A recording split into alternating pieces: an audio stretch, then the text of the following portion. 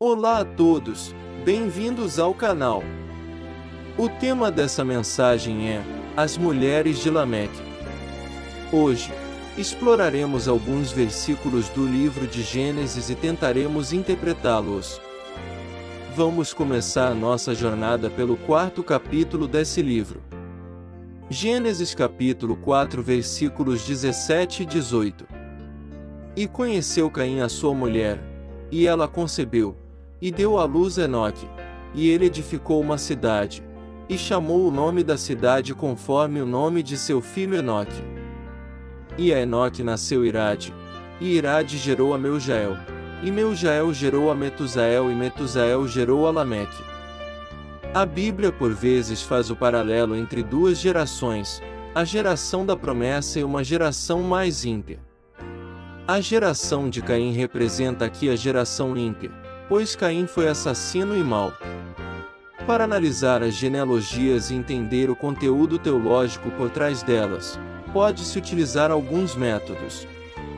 Um dos métodos bastante eficaz é tentar fazer as ligações entre os patriarcas e os povos ou nações que descenderam deles. Porém, esse método não é útil para a geração de Caim, pois ela foi extinta no dilúvio. Dentre outros métodos disponíveis existe o da análise etimológica, que tenta entender o significado dos nomes apresentados, pois na Bíblia os nomes dos personagens muitas vezes estão conectados com parte do propósito de suas vidas. A análise etimológica, porém, tem seus riscos, já que se tratam de nomes muito antigos, cuja raiz no idioma original nem sempre é óbvia. Ocorre que muitas vezes os próprios estudiosos ficam na dúvida de dois ou mais significados distintos para um mesmo nome. Como de Adão a Lameque temos 7 patriarcas, as chances de acertarmos com 100% de certeza os significados dos 7 nomes é baixa, então vamos nos ater aos nomes cujo significado temos mais convicção. Se pegarmos os nomes de Caim, Meujael e Metusael, cujos significados nós temos um grau de certeza maior, vemos que Caim significa lança, Meujael significa ferido ou destruído por Deus, Metusael significa homem de Deus ou aquele que é de Deus.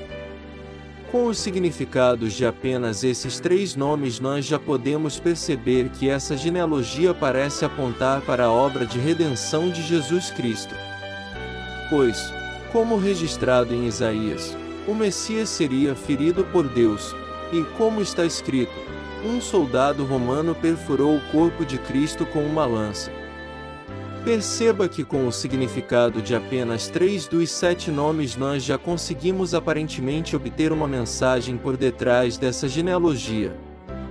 Versículo 19. E tomou Lameque para si 2 mulheres, o nome de uma era Ada, e o nome da outra, Zilá. Outra análise importante que pode ser feita nos estudos sobre as genealogias é observar os patriarcas das descendências múltiplas de 7 ou de 10.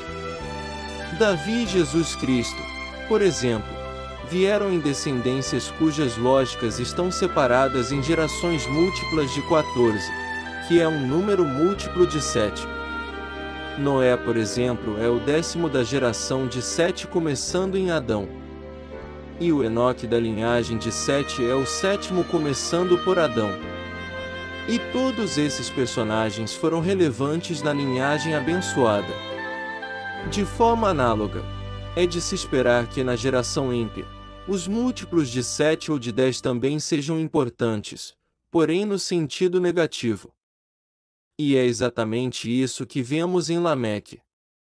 Ele foi o 7º da linhagem de Caim, começando em Adão. E o texto bíblico já começa mostrando que ele era polígamo, o que já contrariava a vontade de Deus, que quer a monogamia, e que fala para que um homem e uma mulher sejam uma só carne. Nos versículos mais à frente aparece Lameque como alguém mais homicida que Caim, mostrando que ele foi um destaque em sua geração no quesito impiedade. Versículos do 20 ao 22. E Ada deu à luz a Jabal, Este foi o pai dos que habitam em tendas e têm gado. E o nome do seu irmão era Jubal. Este foi o pai de todos os que tocam harpa e órgão. E Zilá também deu à luz a Tubal-Caim, mestre de toda a obra de cobre e ferro, e a irmã de Tubal-Caim foi Noema. Como eu disse, a geração de Caim termina no dilúvio. Porém, aqui vemos sendo apresentado alguns patriarcas que são considerados pais de algumas profissões. Percebe-se que a geração pré-diluviana era bastante avançada tecnologicamente. Numa análise teológica, toda vez que vemos relatos de homens no Antigo Testamento que tiveram duas esposas, temos que ter em mente que frequentemente essas duas esposas representam as duas alianças que o Senhor Deus fez com os seres humanos. Tal como ocorreu com Sara e Agar, aqui essas duas mulheres representam Israel e a Igreja, ou seja, a primeira e a segunda aliança de Deus com os homens. Perceba que Zilá deu origem a uma espécie de ferreiro, representando a tecnologia e o conhecimento necessário para as criações das armas da época.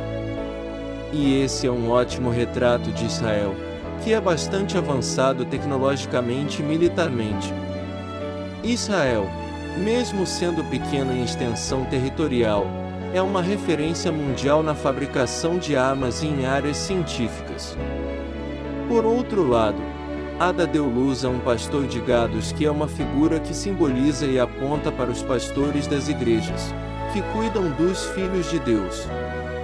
E Ada também deu luz ao pai dos que tocam harpa e órgão, que são instrumentos musicais geralmente relacionados ao cristianismo. Ou seja, simbolicamente Ada representa os que louvam a Deus com hinos e melodias. Ada também deu origem aos que habitam em tendas, os nômades, que são as pessoas que não possuem residência fixa. E é exatamente isso que a igreja é nesta terra, nômades. Aqui não é o nosso lugar. Estamos aqui de passagem. Estamos à espera de que o nosso Senhor Jesus Cristo venha para nos levar para o nosso verdadeiro lar. No Evangelho de Cristo segundo João, capítulo 14, versículos do 1 ao 3, Jesus disse assim: Não se turbe o vosso coração, credes em Deus, crede também em mim. Na casa de meu pai há muitas moradas, se não fosse assim, eu vou-lo teria dito. Vou preparar-vos lugar. E quando eu for, e vos preparar lugar, virei outra vez, e vos levarei para mim mesmo, para que onde eu estiver estejais vós também. Busque ao Senhor enquanto pode. Se puder, compartilhe este vídeo.